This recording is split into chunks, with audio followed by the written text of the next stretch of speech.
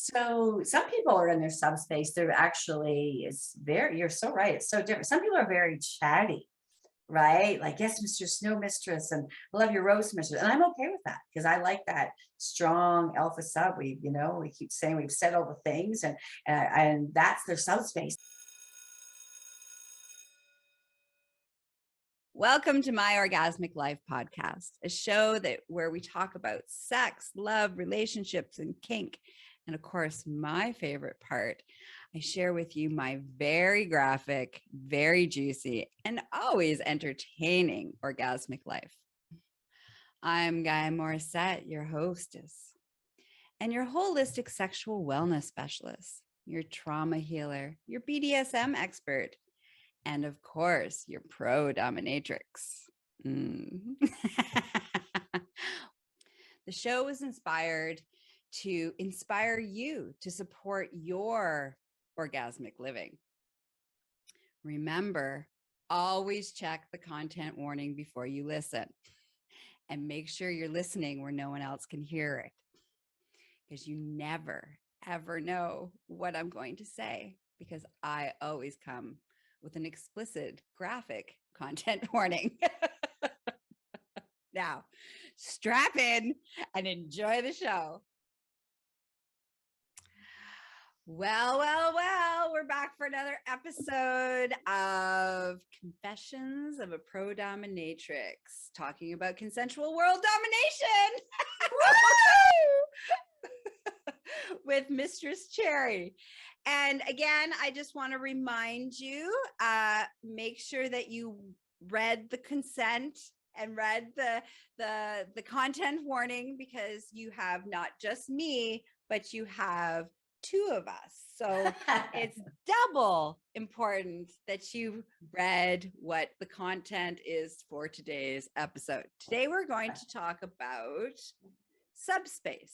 What is subspace? How to get to subspace? All the things that happen in subspace. Why subspace is so delightful. All right. Yes. So Dom space.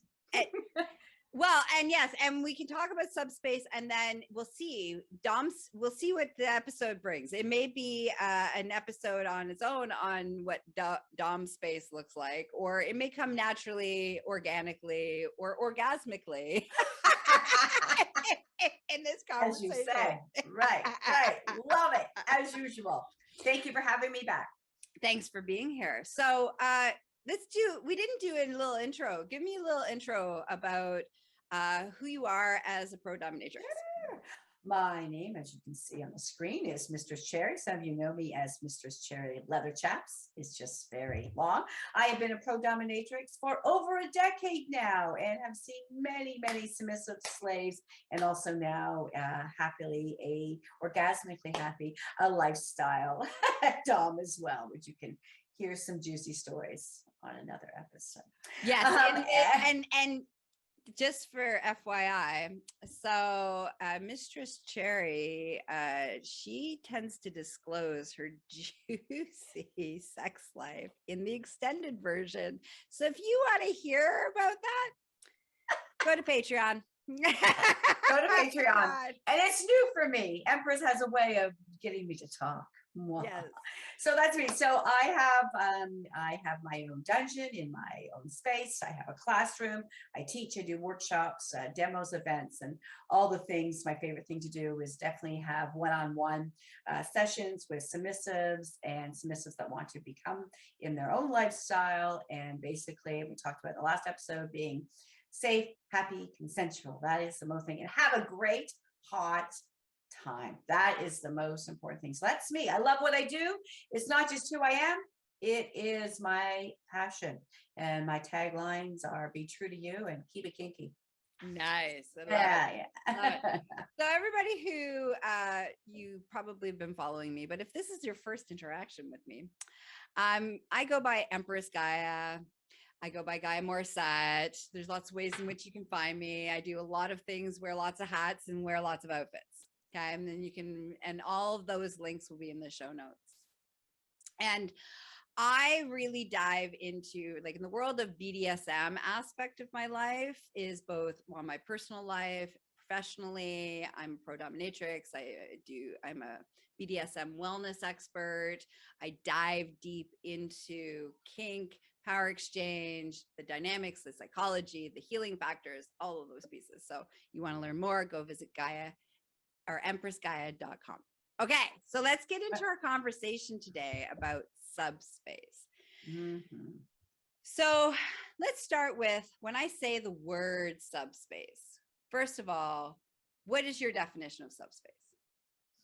My definition of subspace. So my definition of subspace is that, and there's so many things I can get to in a minute that kind of prelude to that to get there. But my definition of subspace is being in that environment, the space with me, say in my dungeon, you're just hearing my voice, feeling my touch, you're surrendering, you're trusting me because we've had the talks, we have the trust has been established. It was our first session or our 100th session, we have established that. Subspace is working, I do the yoga breaths, in through your nose, out through your mouth. And for me, subspace is really kind of eventually getting that floaty Zen feeling on I always say, and I can feel when they are coming over to subspace with me, and I have different techniques to get them there, which I can get to in a minute. We'll talk about it in a moment. Yeah. I get ahead of myself sometimes, but really hearing my voice, feeling my touch, and really with that subspace,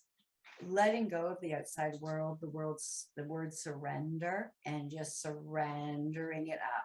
So hearing my voice, feeling my touch, and I am the only person that exists with them in that moment, whether it's a day, overnight session, or a couple hours, an afternoon.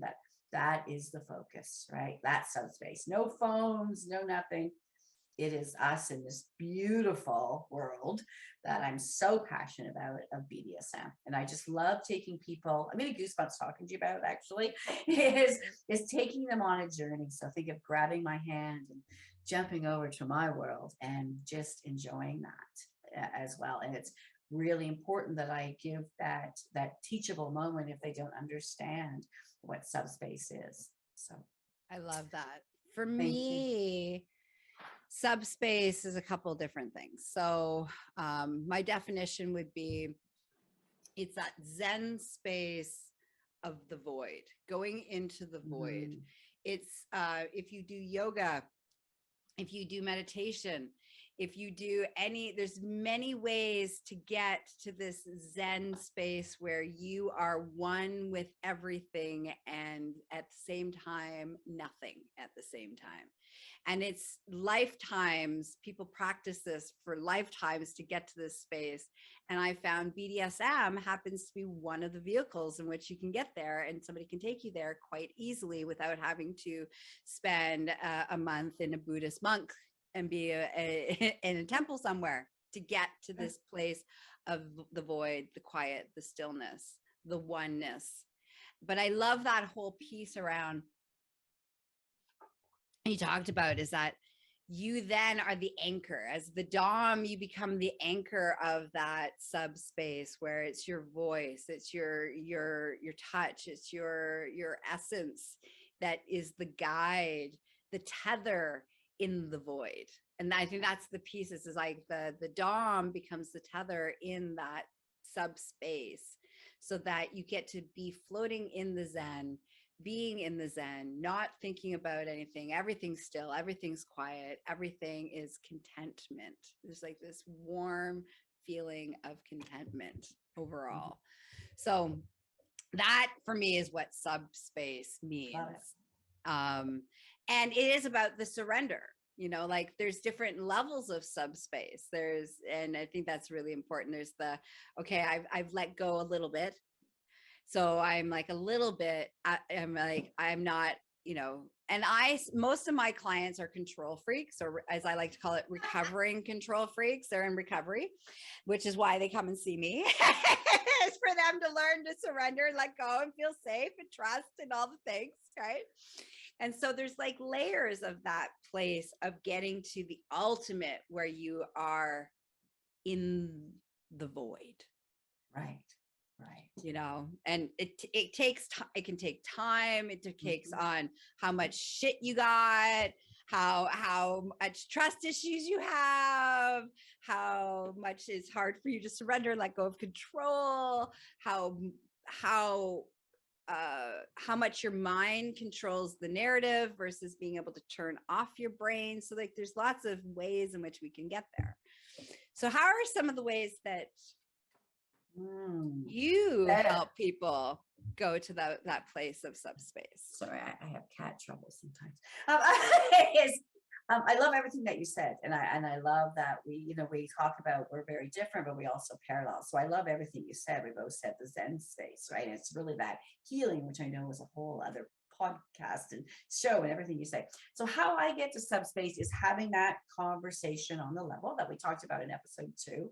But how I get into subspace, one of my again, they've consented to this. My favorite thing. Okay, hold on, wait. For our audience, we don't know. We don't know if it's episode 2 because it probably will have a different number when it gets aired. Oh, I apologize. So when Mistress is referring to is episode on consent. Got it. Right. Got it. I like that. You see, it keeps me. What I do is give them into the space. I'm not just about collaring, cuffing, and throwing in the dungeon. It's a process. We've had our talk, the episode on consent. They go into the washroom, they hang up their clothes, and they're naked. One of my favorite things is clothes female, naked male. That gets me into my space, into their space. Then they come into the dungeon. They might be on all fours, standing up, and they need to look into them. I have a mirror. They need to look in the mirror. And my process is really just all about that touch. Close your eyes, take in the space. It's very spiritual, actually, right? It's really closing their eyes, touching them. And I say, let me see what your body can give me. I like to feel the goosebumps, the breathing. As soon as I see those shoulders relax, I always challenge myself. I like to get people in subspace within 5 minutes. But it can be a longer process. So their shoulders. And then once they really relax and do that breathing, the yoga breathing, the meditative breathing, in through your nose, out through your mouth, then I collar and cuff them. I have them watch this process. I have mirrors everywhere in my dungeon. I'm a mirror whore. And so I have mirrors everywhere. Watch yourself get collared and cuffed. And then we start gradually going to the things. So if they want tease and denial or nipple torture, touching, foreshadowing and preluding, maybe draping rope over them, a gentle flog, or just really foreshadowing the things that we are going, the meat and potatoes that we're going to do. So really, I might add a blindfold if consensual, some really getting them into that space. It's not just about throwing over the bench. You want strap on, let's do it. So you need to get into that. Hot, isn't it though? No, you really need to get them into that subspace. So it's again, which I said earlier. So now you're hearing my voice, feeling my touch. And then if I feel I can, you probably can too, Empress. I can intuitively feel if they're with me or not. I can tell if they're, if their mind is still on that phone call, or did I lock my car? I can almost feel it in my gut and in my soul. It's kind of wow, like, ooh, Mistress has a little spidey sense. I do. Yes. And then if I feel that, I will say, close your eyes. So close, and I say, okay. And I whisper in their ear, and I say, okay, you're almost there. And I do a scenario, usually is I'm on the other side of this beautiful green bank, and there's a little ditch between us, and I'm dressed the way I am, and I reach out my gloved hand, and you're going to grab my hand. You're going to take that leap of faith with me, and you're going to jump with me. Are you ready? Are you ready? And I'm rubbing them. Are you ready? Just grab their hand, and then I go, jump, and then surrender. And it works. I was having trouble getting someone into subspace once, and I just came up with that on the fly once. And that's beautiful. That's beautiful. I love that. That's like gorgeous. It's like all of the things around the getting the mind and the body and the spirit and the energy to like drop in. I love that. Dropping in. That's exactly what it is. It's dropping in. And then you maintain that, which we can get to, maintain that. Things I maintain it throughout the session, but that could be another.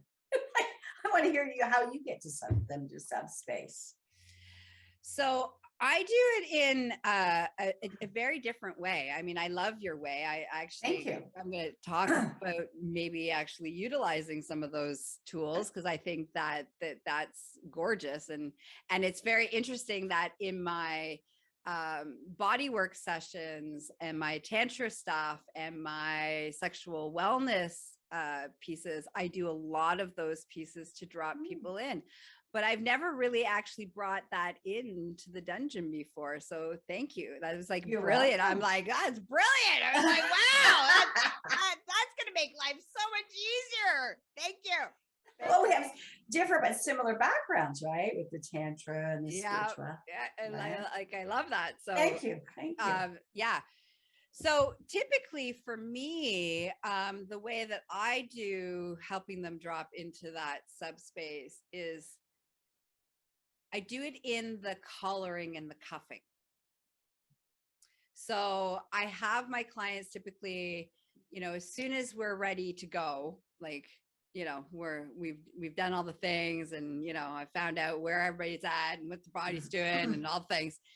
Then I'm like, immediately, I'm like, strip. And I make them strip in front of me. Okay. So I'm clothed and they're naked, and I may either be disinterested and kind of ignoring them, or I might be staring at them and making them uncomfortable. So there's a certain level of like this whole power. So for me, it's about that power dynamic of like, you are now, as you're shedding your clothes, you're shedding your control, you're shedding your power, you're shedding your entitlement, you're shedding all of those pieces. And I'm keeping all of it. I really love that. I love it. I'm keeping all of it. You're giving it all away. Right. So as you're taking off your clothes, you're giving it up, and I'm taking it. Love it. Love it. And then I'll have my clients either kneel at my feet with their naked ass up and exposed up in the air. And I then will start talking, and I will remind them, like, what are your safe words? And we'll go through the scenario of like the importance and what my expectations are and what you're going to call me and what are you going to behave and what are, all the things. So I like have them. So they're dropping. So each question I'm asking and each answer that they're giving, it's like a call and answer. It's like this whole, like, they're dropping in, they're giving over their power, they're agreeing to the terms, they're surrendering to the terms. All of that is happening. Awesome. And then I'm like, okay, now that I've established that, basically this is how shit's going down. Everybody knows what the expectations, how we're gonna move, all things. Then I will have them. Then I start to put their collar on. So I'll put the collar on. And as I'm putting and I do, every time I'm putting each thing on, like you were talking about the whole draping of the rope and all that kind of stuff, I move with intention, and I move very stilly and very stealthy. And it's all very sensual. It's very lingering. I do a lot of eye gazing, because I can see into your soul when I'm looking in your eyes. So I want to know what's going on in your soul. And I also get aroused, and this is a piece of disclosure here. I get fully aroused when I have the look of terror a little bit in their eyes. That they're like, I'm giving up control and I'm excited, but I'm kind of scared, but I trust her, but I don't know if I should trust her. Like the conflict that's happening in the eyeball makes my clit throb. I love it. Woo! So as I then collar, and then I'm like, as this goes on, who owns you? While this collar is on, who owns you? This is where they drop in. Yes, Empress. Yes, Mistress. You own me. And we go over again. What are your safe words? So I really want them to know what their safe words are, and that they can utilize that as they're It's like I'm anchoring in for them, that even when they go to subspace, they can still be attached to their safe words. Because that's one of the things that, when we were going to talk about safety around subspace, is that a lot of times they go into people go into subspace and they lose their awareness and they can't vocalize or ask for what they want or aware of what they need or any of those kind of things. So I keep reinforcing as we're setting the stage of going into the surrender, into the scene, that safe word, what's your safe word, what's your safe words, what's your safe words, so that they can have it when they go into, when they're finally in the space of subspace, that their safe word is just automatic. If they need to say yellow, if they need to say red, they can say it, and there's no consequences. There's no punishment. The safe words are beautiful. We love safe words. Safe words are sexy. The more you use your safe words, the happier I'm going to be. Like I'm really constantly reinforcing that piece. And so then they put their collars on, I get their collar on them, I get their cuffs on them. And then I put them in wherever, whether it's hanging from the ceiling, whether it's over my spanking bench, whatever I'm tying them to, whatever's going to happen in the scene. At this point, then they are already probably dropping in. Like they're already at that part starting to drop in. And then I typically will start with pain, pleasure, pain, pleasure, pain, pleasure, back and forth, so that they can drop into the endorphins and all the things that are going on into their bodies, and then off we go. So the level of subspace a client will get to has a lot to do with, again, their trauma background, because a lot of times that's a lot of the work and the clients that I see. And so they come to see me because it's really hard for them to surrender. And so we may have a whole session where they didn't get to subspace. They were just able to like let go of control and allow me to tie them up and feel safe enough that they were comfortable that they were tied up. And so like for me, it depends on the clientele, but it's usually, it's a progress of like those layers of safety and trust and surrender and things like that. Love that. Love that. And just to clarify on what Empress said as well. Yes, yes, it's all very sensual, putting on the collar and the cuffs, what's your safe word is. I really get into my Dom space. So it's really important that, yes, their safe word, whether mine stop, like if I'm doing some heavy impact play or robot, stop, or yellow or red, which we'll get into, is, but the most important thing for me is that level of trust. And if they want to speak to me, because we're flowing together, is that oneness you said, is that they can't just say, oh, look out the window, look at the weather. They need to say, Mistress, may I speak? And that really keeps them in that, right? And that also gets, okay, stop for a minute. And then that gets my attention as well, even though my attention is so deep. Mistress, may I speak? Yes. And if they are really, say we're doing, an in-depth kidnapping scene or an in-depth strap-on scene, they can right away, they can just call as their safe word without thinking, oh my God, what am I supposed to say? Real life. And that's like, okay, they need to talk to me. Real life. Like, oh, real life, right? Okay, so and then we will do the ritual that, I talked about, getting back into that subspace. Another thing I do with subspace too is I have them look in the mirror and say, yes, I own you now for the next, I do that too, the next little while. And I love this. This is a very therapeutic thing. And I love the answers. I get different answers across the board. I have them look in the mirror and I say, so what do you see? When they're collared and cuffed, and I believe, what do you see? And they might say, I see Mr. Sherry's property. Or they might say, I see a happy me. Or they might say, I see a true me. I see myself surrendering to you. So there's so many things. I've had so many fabulous things. Or my favorite one is, you love it. What do you see? You look in the mirror. I see I am at exactly where I'm supposed to be in this moment. That's awesome. It's so beautiful. It's so beautiful. There's tear out, and you're making me tear up before I like consensually beat you up. Isn't it beautiful? So I've really learned to grow with substance. I've learned a lot about myself through this process. I love it. It's beautiful. So let's talk about, your safe words. So I like these. Your safe words are very different than mine. Say I just use green, yellow, and red. No one ever uses green ever, but Right. it's there just in case. It's a backup. Yellow is my real life. So for me, I use yellow. That people can say the word yellow and we can drop into, and then it could be like, what do you need? It could be like, I need to go pee. My left hip hurts. Drink of water. I need a drink of water. Like you can break scene. You can break power dynamics. You can break in that moment when you say yellow to have a conversation about what needs to happen. And red is immediately we stop whatever we're doing.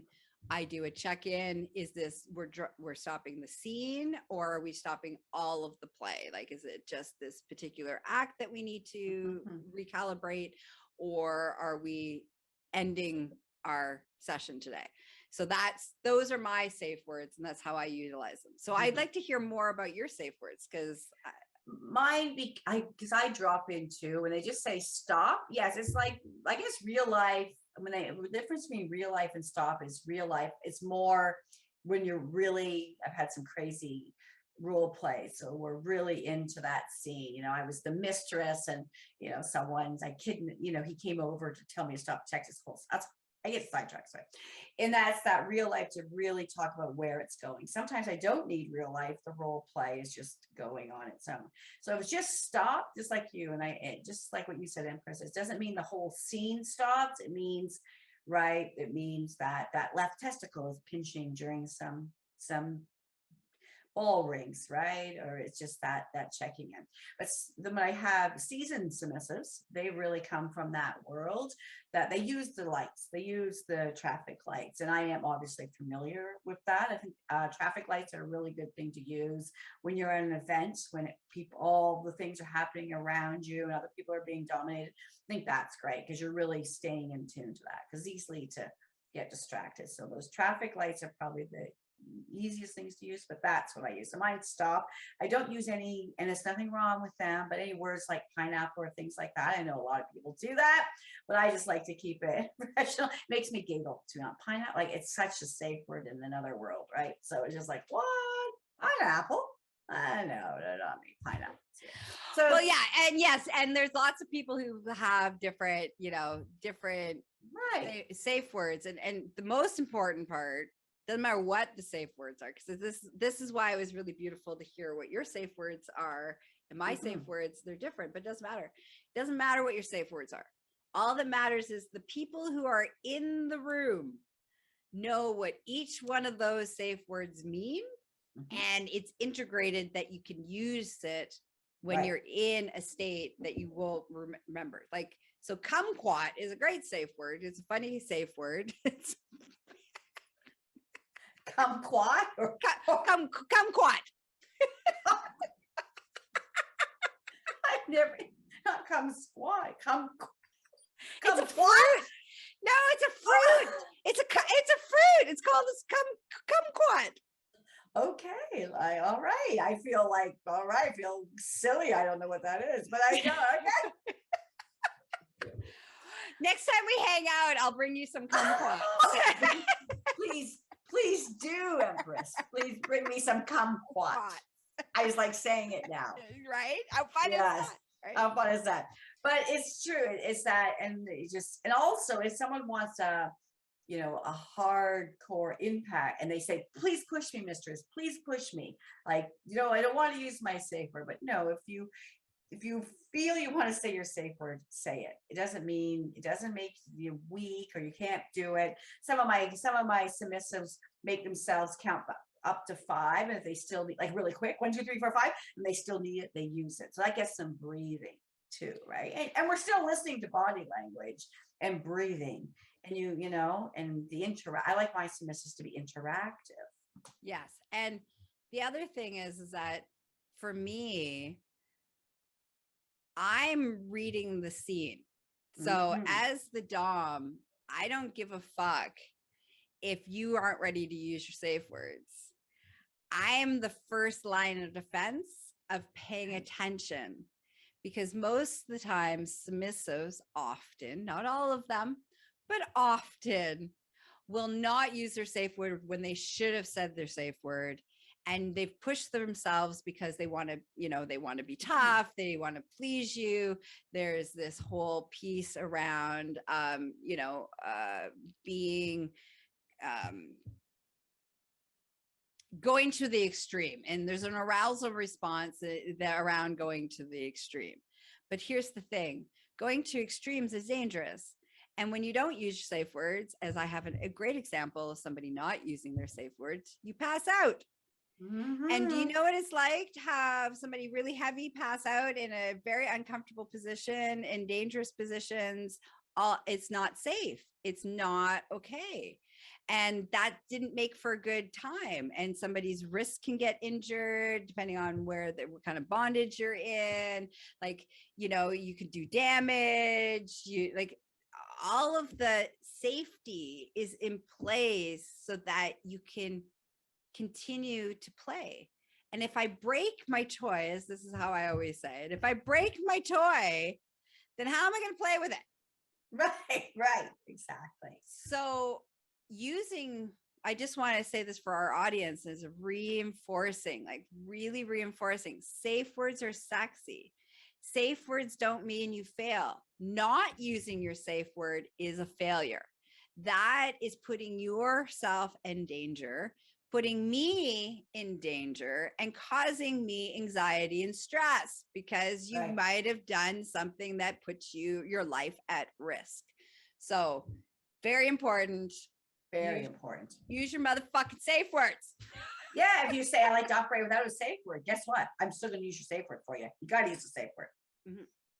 Right? I'm sure you get that. You have to use you have to use a safe word. And I'm paying attention. And most of the time, in all fairness, in most of my sessions, I never actually, my clients don't, the idea is to not have to use your safe word, meaning I'm keeping you at the edge where you're not going over to need to use your safe word. Me too. So I don't use, safe words don't actually get said very often in my sessions, because that means I'm doing my job really, really well. I'm keeping my client on the edge where they're in that state just before they need to use their safe word. And that's what we want. We don't want to go to extremes. We want to keep you just below the extremes so that you can ride that high for much longer. It's true. Which it creates you in subspace. That's where you want to be. You want to be in the subspace. You want to stay in the subspace. You want to stay in that subspace long. So if we're going to the extremes where you need to say your safe word, that means you're pulling you out of subspace. And you spend all this money to get there. Right. If you don't use your safe word, that's right. And it doesn't make you a weaker submissive or a slave or whatever the scenario is. It actually makes you strong because you're saying what you like. And, and it's not that, we talked about this before, it's not that topping from a bottom. We have talked about this. We have consensually talked about this. You need to use it because I've been in that situation. You pass out. Oh, Jesus, you come on, for your viewers, the feeling, your throat, your heart, okay, your throat's in your heart, your heart's in your throat. You're getting this person that's double your size down, it's not fun. No, it's not fun. It's awful. It's awful. Yes. And especially when the activities that we're doing have high risk factors to them. So our job as a Dom is being super aware and super present. And, basically we're calling your safe words before you need to call your safe words. And then we're on top of it. But if for whatever reason, something's going on, you need to share, you're an active participant in the experience, which means you need that self-awareness to be able to say those safe words. So it's like a double safety factor. Basically, you have the person who's doming you is on top of it, and your secondary, you're on top of what's going on internally in case we're not aware or something happens, goes quickly, or all of a sudden you need something to drink. We didn't know that you needed something to drink, and then now you're dehydrated. Right. So we have to be one step ahead of it, and some people may not realize that that you need to be 100% committed. There's a lot of responsibility, but not just for us, for the submissive as well, right? It's a double responsibility, right? Yeah. Absolutely, right? So let's talk about what happens. Hold on, I'm going to pause for a second. Okay, so let's talk about what it looks like for people that's different people going to Subspace. So for example, like when you see it, so what does it look like, different clients? And I would like from your perspective to share what it looks like when people are in Subspace. So some people are in their subspace. They're actually, you're so right. It's so different. Some people are very chatty, right? Like, yes, mistress, no mistress, and I love your rose mistress. And I'm okay with that because I like that strong alpha sub. We keep saying we've said all the things, and that's their subspace. They're nattering along, and I like it, and interact. Oh, thank you, or whatever you're doing. Oh, harder, softer. It's that interactive, and it really gets that flow going. And I can tell they're in the subspace because they're only thinking about me and my touch and themselves, that unit. I love that word you use, that oneness, but that's so what it's about. And then some people get super quiet, right? Mm-hmm. They get super, super quiet, and that is fine. Nice. I've evolved with that because people are super quiet. I wasn't 100% comfortable, but now I just tell them, if you're super quiet, that's fine. You're going to your space, your Zen space, but I will, not annoyingly, but I will be checking in with you. I will be encouraging you to do that Zen yoga breathing. I want to hear, if you're quiet, I probably won't use a ball gag because I really want to hear you breathing. I may not use the scent step with a mask or a hood. So they will really get quiet. And then some, as you probably know in your experience, Empress, are very in the middle. They might be really intense if we're doing a flogging scene, and they just like to, again, with the mirrors, they're watching me flog them, I'm watching them watch me, and I love that, right? And they might be and just doing the things that I enjoy, like if I say 20 floggings, and then they know at the end they've been trained, thank you, mistress, 20 more, yes, mistress. So it's that flow. So it's really kind of those 3 levels for me that I experience, and really that flowing in between. So that subspace is different, just like my space is different too. It's like it is a relationship, right? It really is that connection. It's that relationship with each and different person. And sometimes, a first scene, you can have that instant connection, or it might be like you might evolve into that, right? Like I think of a client I've been seeing for 8 years, every month. That's a lot of sessions. It's like we've evolved and changed. He's more vocal, but at times he also has to be pulled in a bit, right? Oh, touch my nipples. No, what? No. You know what I mean? Let mistress do her thing. So that's his subspace. He gets so excited. So, and you? So like exactly that was beautifully said. Like people have different ways in which they drop into subspace, and where they're at, and what they like, and how much they want to be, what level of do they want to be in that. Again, it's that level of subspace that I talked about earlier in this conversation, right? About the level of surrender, the level of trust, the level of letting go, the level of all those pieces. How much are they in their body? How much are they in their brain? How much are they it's just all of it, where they can observe it from their externally. Like there's so many different layers and levels. And I think one of the things that because I do a lot of work around trauma, is that that's why it's really important to figure out when somebody is dissociative versus they're in subspace, because dissociation and subspace can look externally very similar to each other. And being dissociative means that you felt unsafe and you've left the building. You've left your body, you've left the building. It's a trauma response. It's a dissociative state. That's not the state we want to be. That's an unhealthy state. We want to be in where you're consciously aware and you're consciously choosing to be in the Zen, in the space, in the moment, that you're consciously aware of it and you haven't dissociated. And so that, I would say, all of the other layers that you're talking about, absolutely. But I think that's the one piece that is important, is that there's a difference between dissociation and subspace. And you want to know, for me, how I figure that out is by asking their trauma history and what does it look like when they feel unsafe. And so I'll ask that question in our vetting process in our intake session of like, when you feel unsafe, what do? Do you tend to retreat, or do you tend to activate and be more aware? So if you tend to retreat, that means you have tendency to have more dissociation. You have a tendency, if you have a background in pain, if you're in pain, what do you do? Do you lean into the pain and can you feel the pain? Or do you remove yourself and basically come out of your body and dissociate? And especially if we're doing impact play, that's not going to help them get into subspace if they've completely dissociated. And I also, then we don't know their pain threshold, and then we can do damage and all those things. So, so I think that's the big piece for me, is to understand the difference between dissociation and then subspace, and finding out which each client, what that looks like is different for them, and having lots more questions and watching and observing. And when I'm first playing with somebody, I do a lot more talking and engaging in interactions of, like you said, like I have them count how many beatings I'm doing. If it's, they have to thank me.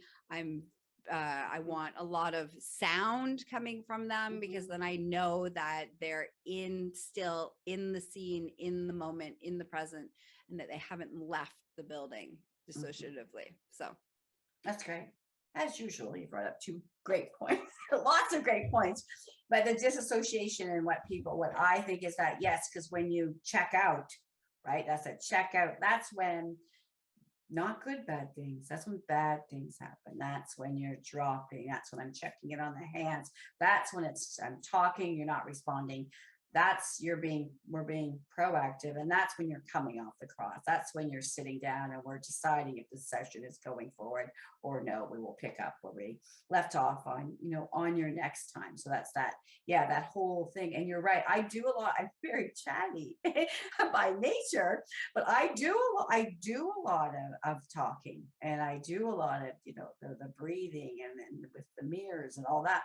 And what people think, it's not just who I am, it's by design as well, is to keep that sane, but it's to keep that scene fun and safely moving forward. Yeah. Right. But people don't realize I'm not just nattering to hear my voice. I'm chatting to keep that going. I enjoy it. Like you said, I get excited, right? I'm in that moment, and we're like, it's like a dance, right? We're going forward. And because I know where it's going, right? I always say I'm not scripted, but I definitely have a plan of where I'm going. I don't have written down every word I'm going to say. That's exhausting. It has to have that natural flow, right? So let's talk about, you brought up a while ago in one of our conversations about when other people have come to see you, even though they've seen other Pro-Dominatrix, and they know nothing about subspace. So you want to talk about that for a second? Yes, let me take a breath before that conversation. Yes, and I was super surprised with that when I call them seasoned versus a newbie, and I say, so you've seen other dominatrix, and they tell me their experience because we've had that conversation, so I know what they've done, what they liked, and so on, because it all matters to me, and I'm curious. I don't need to hear names. I don't need to hear any of the details of the ones you want to share that are important to our scene and session moving forward. But when they say, I say, so how in the past have you gotten to your subspace? Like what were the tools used? And they say, sub what? I'm like, what? Subspace. And I have to be honest with you, Empress, I am really, really surprised that someone has been being dominated in, professionally for 20 years, and they've never heard that term. So I really treat that as a real teachable moment, and we talk about it. And now I know that I need to really kind of treat them as a newbie, not a bad thing. Nothing wrong with being No, new. no. Nothing wrong. I never want that to be a negative connotation. I think it's adorable, actually. But is to really back it up and really tease that. And I think I've really learned over the years is to really be that active listener. It's not, I get pretty excited with all my toys because I'm a real equipment toy girl, as you know, but to really take that time. So a majority of our session today, we'll be talking about subspace because it's important for all the other things to happen. And what about you? Have you had this experience as well? So majority of the people that come see me are new. They may have had maybe one or two Pro Domme experiences.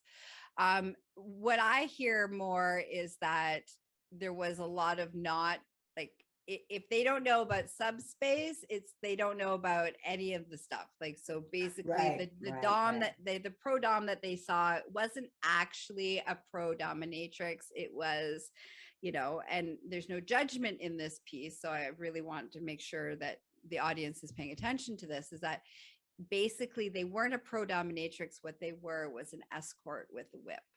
And that's a very different discerning thing, because being a dominatrix or being a dom and being a pro, it means that it is about subspace. That's the ultimate goal. The ultimate goal is to create that safe surrender space so you can let go and you can get to subspace. And how we get there, many different ways, as we've talked about, but that is the ultimate goal. But if you just want to get hit with a happy ending, that's a different experience and that's a different purpose. And that is the person that you were seeing was more about the happy ending and less about the domination. And I think that that's really the discerning factor in that, is that, so when somebody comes to see me and they have never heard of subspace and they haven't learned about subspace, it's because they didn't actually go see a Pro-Dominatrix. They went and saw an escort with a whip, where it was about their happy ending, or it was just about the act of spanking, but it wasn't about the power exchange, and it wasn't about the domination, and it wasn't about surrendering. Right. Absolutely. You're right. They kind of missed the whole picture, the whole idea of it. Right. And that's what we want to do. But yeah, this is kind of we're bringing the whole journey. It's a journey. So, if someone starts with, oh, hi, Mistress, do I get a happy ending? Well, I don't feel we're a match, but let's back it up and have this conversation. Because if that's your focus, then you're missing all of these beautiful connections and things and spanking, or whatever things that you want to do. You're kind of missing it. You're missing it. And I find when I do introduce people to that subspace, they at the end are like, that I just had it the other week, actually. Like, wow, that is like the most beautiful, intense session I have had. And because I always say when we're having our pre-chat, we're sitting down and chatting, the most important, I'm always happy. I'm a happy person. I love everything that I do, because if I didn't love it, I wouldn't do it. Yeah. So my most important thing is that you leave happy. I'm not talking happy ending. Leave happy. You have come to me on a journey. You're in that space, and we've talked about it, and we've done. I know it's I'm bringing up another topics. Aftercare. I do That's that. totally other conversation. Aftercare. I drop that in, but we've talked it out. So that's what I do. But I have lots of new people as well. But I have to say, a bit different than you. It's a bit of a mixed bag for me. Currently, it's a mixed bag. So let's talk about the last thing I want to touch on for this episode is sub drop. And this is another piece that often people aren't aware of and don't talk about, and end up having horrendous experiences after emotional drop because of the sub drop space. So when I say sub drop, what does that mean to you? So get your take on sub drop. Yeah. And I'll share my take on sub drop. Sub drop is crashing, because we've all been there. Dom drop, sub drop, switch drop, whatever you want to say, sex drop. You're dropping. So sub drop to me is really dropping out of that beautiful space. It can be very emotional. It can be very scary for people. They might not feel like eating or drinking, which is so important to do all of that. And we really talk about that sub drop as well. So, and it can happen anywhere from 3 hours to the next day. I had one person 3 days later, right? And not believing that they're sub dropping and talking them through that. But I think the most thing with sub drop is being aware that it's going to happen. That is the most important thing. I don't know if I divined it, but it's just dropping out of that space. I use it. You're going to feel a drop back to reality. So I encourage, I can encourage people. I can tell you how I encourage people to deal with that, but I want to hear your definition on sub drop. So it's like, if you've gone to Subspace, there's this tether that happens, right? So there's like, we talked about that tether with the Domme, right? The Domme is the anchor point while you're floating around in the Zen and the ethers, and you have this tether attached to the dominant. And the end of the session, that tether gets cut. And so there's like floating, and then crashing. Because it is like, it's like, it really is. It feels like emotionally you drop, you physically drop, you may be tired, you become moody. There's like, you talked about not eating, there's a depression state. So like if you have some mental health issues, you need to be aware of those things, because lots of times it can activate those feelings of that low and the depression and the disconnect and feeling not good enough and like all of your shit that you carry with you can come with you when that drop. When that drop, it intensifies all of that sensations of, instead of this euphoric, glorious, content, happy, everything in the world is perfect as it is, and the birds are singing and the sun is shining, and all of a sudden it's like you're in the middle of a hurricane. That's right, true. And that's what it can feel like. It's like you're in the middle of a hurricane, and a minute ago the birds were out, and now it's like this Arctic hurricane, and everything is frozen, and what's the point in living? And it's a shit storm. It's a shit storm. And if you're not aware, and depending on how high you got, and that's the other thing for me that I've found, depending on how intense the subspace will depend on how low, like how high the subspace you were in, depends on how low your sub drop can be. And not being aware of it is a big problem. That's one thing. It's very helpful when you're aware of it. You can be like, oh, I'm just sub dropping, so I just need to go have a nap. Need to eat some like caffeine, sugar, electrolytes. I need to, I need to talk about it. I might need to process it. It might be I need to reconnect. There might be like a slight sort of need to reconnect with your dominant, just to know that they care and you're still important, and you feel you're a little tethered, like a little bit tethered to them. Like each person, what they need in that is different, but everybody goes through sub drop, a form of it. Absolutely. My personal submissive was dropping, really doing lots of play, right? Like day after day, like 4 days. I think on day 3, I had another session the next day. He felt heavy. He felt like a suit of armor, like heavy. So just like I said, have a nap, take it easy. And I'll often say to submissives that have dropped deep, I always advise, try not to have to go to work, or, you shouldn't joke it, or operate heavy equipment, like for real. Well, I don't, when people laugh, no, I know I'm hilarious, but I'm not trying to be funny right now. Do not go operate. Do not go mow your lawn right now. Like, I'm not kidding. Go sit. Be still. Be still, go to a local coffee shop. I live by the lake. Go by the lake. Don't just hop in your car right now. Not everyone can do that.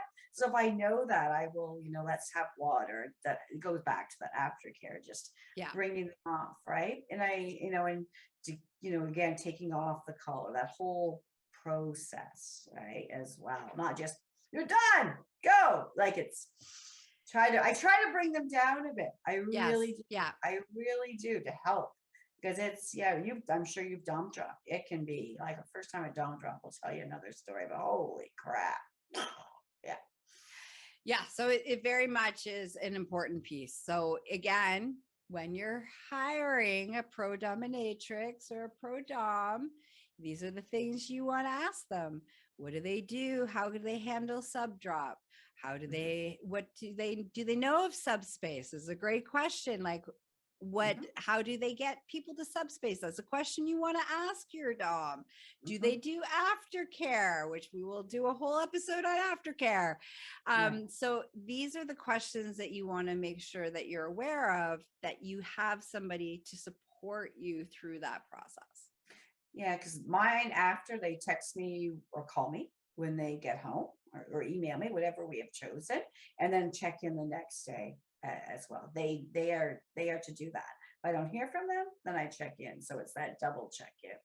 Yeah. Absolutely. And I often have my clients do journal entries. So yes, so they do a journal entry, and then they get to process, and they get to, and then I get to see where are they at. And then the way that we set it up is that if they need a connection, a little quick connection with me, we have other things that we set up in motion, but if they need a quick connection, then we set that up in our process of how we're going to work with each other and spend time with each other. Yeah. I love the journaling. I do the journaling. Yeah. I love that too. Yeah. So. Okay, so we actually talked a lot. Like, who knew that Subspace was such a large conversation? I thought it was going to be like, get in, get out, don't mess my hairdo. But apparently it's like a thing. It's a big thing. There's lots of layers. There's lots of ways. Like, who knew? I guess I'm surprised, but not surprised. But it's such a topic because of all the things. Is that it's just like the CNC. It's so important. I didn't know we had so much to talk about Subspace either. Right? Like, who knew? Like, wow. and it's fascinating to hear your take on as well. That again, like we talked about, we're similar but the same. Like it's fascinating, right? Yeah. Yeah. So for our extended version, here's the little teaser. Oh, bring it. Bring it. I'm going to share in our extended version my own personal experience the very first time I went to Subspace, and how magically beautiful and healing and transformational that was for me. And then I'm sure I will tease out of Mistress Cherry some juicy details about her personal life. By the time I was in Subspace, woo, yeah. I'm thinking of a few, yes. And then, so how do they spend more time with you? So they can spend more time with me by checking out my website, www.mistresscherry.net, and they can also send me an email at cherry@mistresscherry. And well, they can connect with me on Instagram. Follow me on Instagram at Cherry Leather Chaps, or Facebook and FetLife at Miss Cherry Leather Chaps as well. And just reach out anytime, any questions, and we can connect. Excellent. And you're welcome. And you can always find me at empressgaia.com for all your BDSM needs, education, and adventuring. Absolutely. All right. So join Patreon to find and listen to the extended version, where we're going to get into some more juicy conversation, because you didn't quite have enough of us. And have a great day. Mwah! Thanks for listening. Thank you. Well, I hope today's episode inspired you, encouraged you, and of course, made you feel tingly inside. I just want to take a moment to tell you how much I appreciate the time that you spend and how I really deeply appreciate you listening. I do it for you guys, the audience, and I love and adore you guys. So, quick loving reminder, I am not available for naked pictures, getting married, having sex, or having anybody's babies. And when you want to spend more time with me in a professional capacity as your coach, your teacher, your educator, your facilitator, you can reach me at GaiaMorrissette.com. That's the gateway to all things Gaia. Now, if you're like, oh, I really wonder what's in the extended version. Well, find out at Patreon. Come join my Patreon for not only the extended version of this episode, but also bonus content, behind the scenes, all sorts of juicy, juicy stuff. I also lovingly invite you to follow me on Instagram, which the handle is My Orgasmic Life Podcast, where you can leave feedback and comments. Also come join me on Facebook at My Orgasmic Life Podcast Facebook group. And I really want to hear from you. I want to know how this show affected you. What did you learn? Was it inspirational? Did you agree? Do you disagree? I want to know, because I'm a little bit of a voyeur. So I want to know how am I affecting you?